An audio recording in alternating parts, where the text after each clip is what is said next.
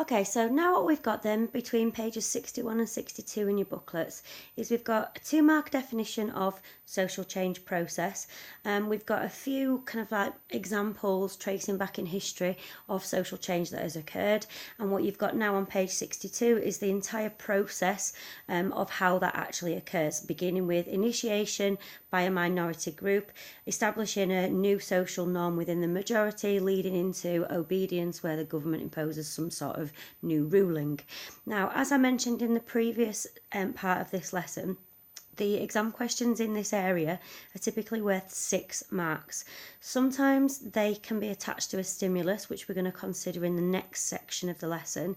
However, on other occasions, has to be said, this is the slightly easier of the two style of question.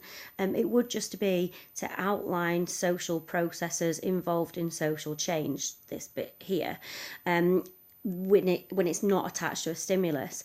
But as I've said on this slide here, even though it's not attached to a stimulus, it's always a good idea to show the examiner that you understand some examples of social change.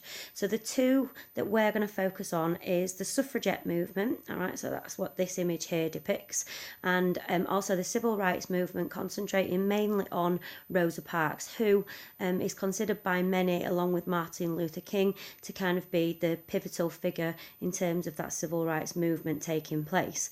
So if you turn over into the next page of your booklet, which is page 63, you'll see that you've got an entire page to take some notes on.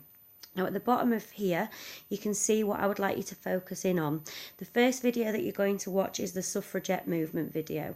So what you need to be considering in this video is their methods of protest, because if you remember back to the processes involved, the minority phases, or the initiation of social change, we refer to these methods of protest to draw attention to the issue. So what methods of protest did these women use? The other things is the sacrifices that they made, and then ultimately the change that was achieved. So the first video, as I've already said, is the suffragette movement. So you might want to pause it and stop it when it's mentioning these few things, just to make sure your notes are correct. And then the second video, which will follow immediately after that, is the Rosa Parks video. So just get yourself ready, and obviously keep stopping this if you need to take notes, okay?